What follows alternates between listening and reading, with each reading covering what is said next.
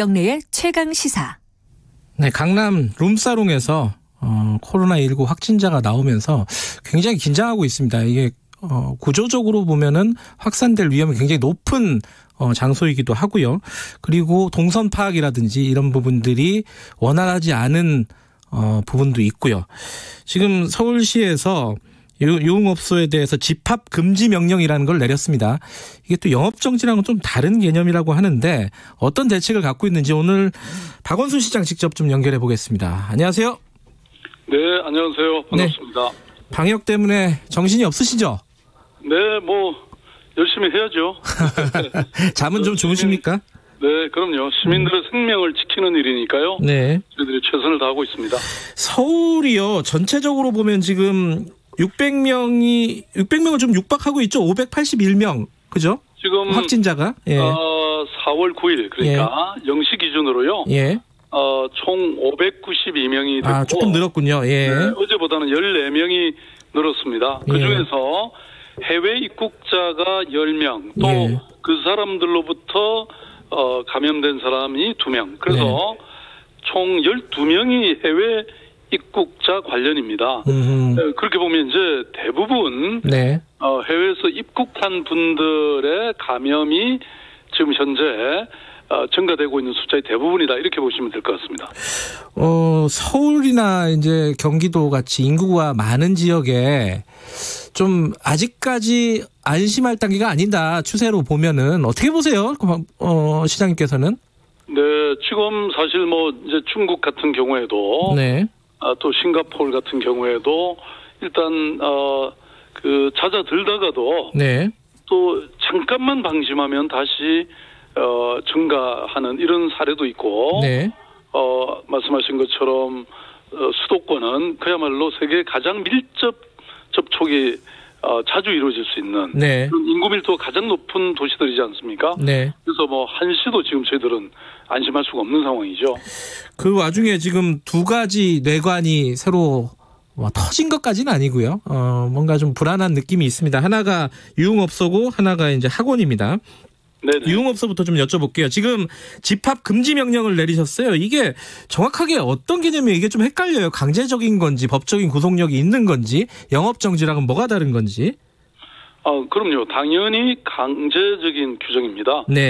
우리 감염병 예방법에 따르면 집합 금지 명령을 시도지사가 내릴 수 있고요. 이 집합 금지 명령이라는 것은 여러 사람의 집합을 금지한다는 뜻이기 때문에 사실상 영업 금지 조치와 동일합니다. 그래서 서울시내 모든 유흥시설, 그러니까 콜라텍, 클럽, 유흥지점, 단란지점이 모두 포함이 되고요. 이거는 현재까지 영업 중인 것으로 파악된 422개 모든 유흥시설에 대해서 영업을 중단시킨 것으로 이렇게 보시면 됩니다. 만약에 몰래 영업을 한다, 이러면 어떤 처벌을 받아요?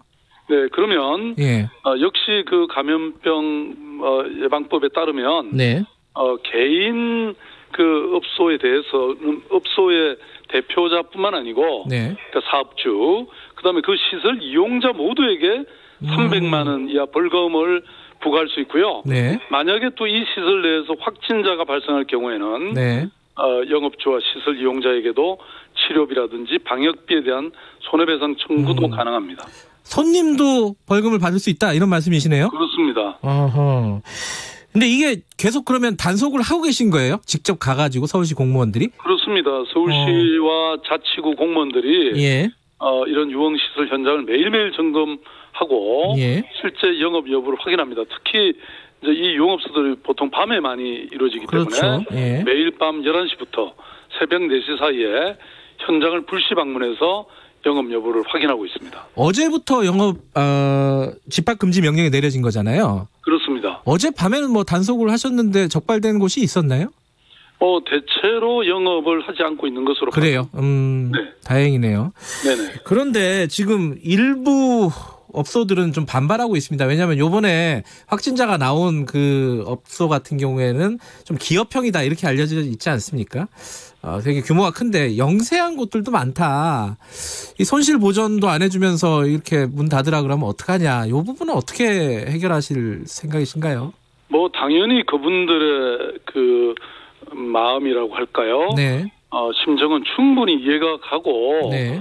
그 여러 가지 어려움에 처해 있는 게 사실이죠. 네. 그래서 이제 그런데 이제 문제는 정말 이 한 곳에 이 감염이 네. 우리 사회 전체에 지금 감염 체계, 방역 체계를 무너뜨릴 수 있지 않습니까? 네. 지금은 비상한 시기고 예. 또 이게 이제 정부가 사회적 거리두기 2주간의 네. 이 기간 내에 해당되는 거니까, 그러니까 4월 19일까지 네. 한시적이라고 하는 것을 말씀드립니다. 그러니까 우리가 뭐 이런 그야말로 전쟁과 다름없는 네. 이런 비상 시기에 네. 정말 뭐 이 나만의 문제가 아니고 네. 우리 이웃과 모든 공동체의 문제이기 때문에 네. 그런 어려운 점은 있고 그렇지만 우리가 함께 해야 되는 거 아니겠습니까? 그 이재명 도지사 같은 경우에는요. 보상 문제가 좀 있기 때문에 지금 영업 금지를 하는 것은 조금 유보적으로 얘기를 했어요. 물론 이제 그 시기가 다가오고 있다고는 했지만 보상 문제가 분명히 있다고 했는데 이 부분에 대해서 뭐 보상 문제를 조금 새롭게 생각하실 여지는 없는 건가요? 그런데 뭐 다른 모든 것에 앞서서 네. 저는 시민의 안전, 국민의 생명보다 중요한 것은 없다고 생각합니다. 네. 그리고 지금 이렇게 워낙 이 숫자가 많다 보니까 네. 저희들이 이게 전체적으로 보상할 사실 엄두를 낼 수가 없는 겁니다. 사실상 저희들도 그 고민을 많이 했는데 예. 그래서 일단 보상 문제는 뭐 다음 문제고 예. 일단 이렇게 조치를 할 수밖에 없었다는 것을 예. 시민들이 좀 이해해 주셨으면 좋겠고요. 예. 그리고 그 외에도 이제 저희들은 여러 가지 측면에서 왜 재난 긴급 생활 지원금도 네. 있고 네. 특히 영세한 그 업자들에 대해서는 또 저희들이 고용 유지라든지 앞으로 네. 또 여러 가지 이런 사회 정책, 복지 정책을 펼 예정입니다. 네. 네네. 그런데 지금 사실 며칠 전이 아니죠. 몇 주 전부터 이 서울시의 클럽 같은데 젊은이들이 막 줄 서 있는 사진 이런 것들이 굉장히 많이 돌았어요. 그래서 사람들이 우려를 많이 했다고요. 근데 결과적으로 보면 좀 늦은 거 아니냐 이런 조치가 조금 이게 언론에서 표현하면은 뭐 뒷북 행정 아니냐 뭐 이런 식으로 비판하는 사람도 있더라고요. 여기에 대해서는 어떻게 생각하십니까? 그렇지는 않습니다. 예. 서울시는 이미 어제 집합 금지 명령을 내리기 이전인 네. 3월 10일부터 예. 클럽, 콜라텍, 유흥주점 이런 서울시 내 2,146개나 됩니다. 이 네. 업소에 대해서 현장 조사를 실시해왔고 네. 또 휴업을 강력히 권고해서 이미 80% 이상의 업소가 휴업에 들어간 상태였습니다. 예. 그리고 이제 이번에 사실 확진자가 나온 영업장도 네. 이런 그 정부의 고강도 사회적 거리두기 방침이 발표된 그 다음 날부터 네. 바로 공문을 보내서 휴업을 권고했고 네. 그리고 2차로 또 3월 31일 예. 행정 지도를 실시해서 휴업을 재차 권고해서 네. 4월 2일부터는 자진 휴업에 들어간 상태였습니다. 네. 물론 이제 이번 이 유흥업소 확진자 발생을 결코 가볍게 넘겨서는 안 되고 네. 또 감염병은 그야말로 주야를 가리지 않고 어디든 침투할 수 있지 않습니까? 예. 그래서 강력한 경각심을 또 다시 한번 환기하고 확산하는 그런 계기가 돼야 된다 봅니다. 알겠습니다. 지금 크크 트렌드라는 그 유흥업소에서 네. 나온 확진자가 있는데 그 룸메이트도 같은 업종에 종사하는 종업원이라고 들었습니다. 51번 환자요. 확진자. 예, 그렇습니다. 44번은 하루 일을 했다. 그래서 100여 명의 밀접 접촉자가 있어서 지금 확인 중인데 51번은 동선이 확인이 됐나요? 예, 지금 말씀하신 것처럼 일단 일본을 다녀온 연예인이 확진이 됐고요. 예. 그와 접촉한 이 유흥업소의 여성 종업원이 감염이 됐고. 그게 44번이고요. 예. 예. 그리고 그 여성 종업원의 룸메이트가 감염이 됐습가 그게 51번이고요. 그러니까 예. 세 사람의 확진자가 나왔고요. 예. 나머지 저희들이 전체 117명이 네. 현재까지 접촉한 것으로 저희들이 파악을 하고 있고 그중에 75명을 이미 검사를 완료했는데 예. 모두 엄성 판정을 받았습니다. 예, 다행인데요. 근데 44번의 접촉자들이잖아요. 이 117명이라고 하는 것은. 예. 51번은 일을 했는지 증상이 있을 때 이런 부분들이 굉장히 좀 걱정입니다. 어떻게 지금 파악하고 계세요? 지금 그러니까 이제 이 역학조사라는 게 네. 1차, 2차 이렇게 이루어지고 있고요. 예. 그래서 지금 2차는 특별히 뭐 GPS라든지 CCTV라든지 네. 본인이 설사 거짓말을 한다 해도 예. 그걸 다 밝힐 수 있는 예. 그야말로 서울시가 보유한 모든 정보를 총동원하고 네. 있기 때문에 그래서 역학조사의 정확성을 높이고 있거든요. 네. 그래서 2차 심층 조사에는 좀 더 자세한 것이 파악될 거라고 확인될 것이고요. 다시 한번 말씀드리면 GPS 카드 정보, CCTV, 그다음에 툴이라는 게 있습니다. 의약품 안전사용 서비스, 기지국 정보 뭐 이런 걸 다 활용해서 할 수 있는데요.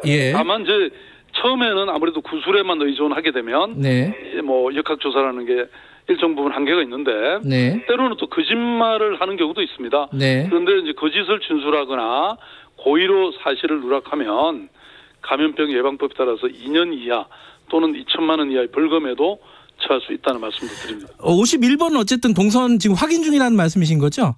예, 정확한 것은. 이미 저희들이 1차로 파악해서 117명에 대해서는 벌써 자가격리도 들어가고 또 전면 검사도 해서 지금 아마 오늘 중으로 검사는 이미 그 사람들에서 끝날 겁니다. 근데 지금까지 거의 절반인 70여 명에 대해서 검사를 했는데 모두 음성으로 나왔다 이런 말씀입니다. 알겠습니다. 학원도 좀 문제인데 노량진의 대형 공시학원 수험생이 확진 판결을 받았잖아요. 한정을 받았는데 이게 그럼 영업 중단이라든가 이런 유흥업소와 같은 그런 조치가 취해지는 건가요? 아니면 어떻게 되는 건가요? 앞으로 학원은? 네, 지금 맞습니다. 학원은 이렇게 정부의 필수 제한 업종은 아닙니다. 그렇지만 서울시는 밀접 접촉 대상에 포함시켜서 그동안 적극적으로 휴원을 권고해 왔습니다. 그래서 총 서울에만 25,096개 학원이 있어요. 그래서 운영 중단을 권고하는 이런 뭐 공문과 문자도 보냈고 또 무작위로 방문해서 예방 수칙을 준수하고 있는지 현장 점검을 실시했습니다. 그래서 휴원율이 좀 높아졌는데 이제 최근 와서 다시 문을 여는 경우가 생겨나고 있습니다. 그래서 저희들이 이 부분에 대해서 굉장히 긴장하고 시교육청과 함께 현장 점검에 지금 나서고 있는 상황이다 이렇게 말씀드립니다. 그러면은 이제 이 사실상의 영업 금지 조치, 뭐 집합 금지 명령 이런 거를 내릴 단계는 아니라고 보시는 건가요? 지금 일단 예방 수칙을 저희들이 권고를 했고요. 그리고 현장 점검도 하고 있고. 그런데 만약에 이것을 준수하지 않거나 그럴 경우에는 행정명령이나 고발 조치도 취할 수 있습니다. 근데 제가 어제 기자회견에도 말씀드렸습니다마는 사실 이게 이제 부모님들 입장에서는 지금 다급하지 않습니까? 성적도 올려야 되겠고 또 시험도 앞두고 있고 그러니까 그 마음은 충분히 이해가 가는데 이번 그 노량진 사례나 이런 것처럼 만약에 확진이 되거나 또 그 확진된 사람의 옆에 있다 하면 그야말로 자가격리 14일 되고 확진되면 뭐 그의 시험은 뭐 정말 못 보는 거죠. 그래서 이게 작게 보시지 말고 좀 크게 보시면 좋겠다. 이런 뭐 부모님들께 특별히 말씀을 드리고 싶습니다. 알겠습니다. 요거는 하나 좀 여쭤봐야 될 것 같습니다. 아까 시장님께서도 잠깐 언급하셨는데 지금 서울시에서 재난 긴급 생활비 지금 신청받고 있지 않습니까? 이게 어느 정도나 신청이 들어오고 있어요? 지금은 이제 온라인으로만 받고 있는 상황인데요. 지금 현재 42만 848건이 신청이 됐고요. 그중에 완료된 게 1178건입니다. 지급이 이미 완료됐다는 거죠. 지급이요? 그래서 이 단계를 지나가면 그 다음에는 이제 오프라인으로 동사무소에서도 받게 됩니다. 그래서 저희들은 지금 뭐 절차를 최대한 간소화했고 선지급 후에 검증하기로 했기 때문에 지급 속도가 굉장히 빨리 이루어지고 있습니다. 어떤 사람들이 신청할 수 있는지 간단하게 다시 한번 좀 말씀해 주세요. 지금 이제 중위 소득 이하 100% 이하 모든 가구에 최대 50만 원의 현금을 지급하고 있고요. 그리고 거기다가 서울 사랑 상품권이나 제로페이로 사용할 경우에는 5만 원 캐시백을 해서 총 55만 원을 포괄적이고 즉각적이고 직접적으로 신속하게 집행합니다. 그래서 요거는 정말 붕괴 위기에 놓인 민생에 긴급하게 투입하는 그런 희망의 마중물이다. 이렇게 보시면 되고요. 지금 이제 접수가 몰리는 걸 피하고 네. 또 사회적 거리두기를 실천하기 위해서 서울시 복지 포털이 있습니다. 거기에 온라인 오부제로 지금 접수하고 있고 예. 이제 인터넷 이용이 어렵거나 거동이 불편한 어르신, 장애인을 위해서는 또 찾아가는 접수도 병행하고 있습니다. 알겠습니다. 그 중위소득 이하인지 헷갈리시는 분들은 일단 신청하시면 되겠네요. 그죠? 그럼요. 신청해 보시면 저희들이 네. 소득은 요새 다 파악돼 있고 온라인 딱 들어가서 보면 압니다. 요거 하나 짧게 좀 여쭤볼게요. 지금 예. 정부에서도 이 긴급 재난지원금 어떻게 할 건지 계속 논의가 진행이 되고 있습니다. 뭐 보편적으로 주자, 소득별로 차등을 두자, 뭐 여러 가지 방안들이 정치권에서도 나오고 있는데 시장님 생각은 어떠세요? 뭐 코로나19가 이제 장기화되면서 네. 사회 전반에 지금 도미노 타격이 이루어지고 있지 않습니까? 네. 그러니까 고통에 직간접적으로 노출되는 시민들도 뭐 광범위하게 이루어지고 있죠. 네. 그래서 아마 유례없는 이런 사회적 재난 상황을 수습하고 네. 또 절박한 민생을 살리기 위해서는 정말 뭐 정부도 또 정치권도 네. 고심이 클 거라고 생각합니다. 네. 이제 그래서 전 국민에게 재난지원금을 지급하자.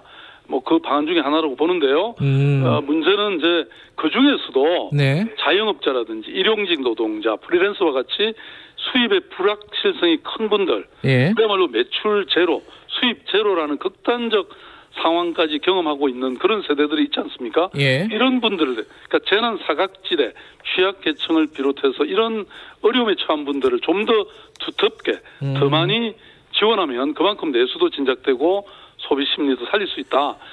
저는 늘 이런 말씀을 드리는데요. 재난이라는 것은 취약계층에게 가장 먼저 오고 네. 가장 깊이 온다. 네. 그래서 저는 뭐 이런 부분에서는 차등을 좀 두는 것도 괜찮다. 예. 이렇게 생각합니다. 알겠습니다. 보편적으로 지급을 하는 걸 원칙으로 하되 좀 더 피해가 큰 사람들을 두텁게 지원을 하자 이런 말씀이시네요. 예, 돈만 있으면 사실 보편적으로 드리는 게 좋죠. 근데 예산이 이제 한계가 있기 때문에 서울시로서는 예. 당시에 그런 방법을 택했죠. 알겠습니다. 앞으로도 한동안 계속 고생해달라는 말씀 드릴 수밖에 없을 것 같습니다. 고맙습니다. 오늘 연결해 주셔서. 네, 감사합니다. 예, 박원순 서울시장이었습니다. 이 시각 교통정보입니다. 다 같이 바쁜 출근길 좀 더 여유를 가지고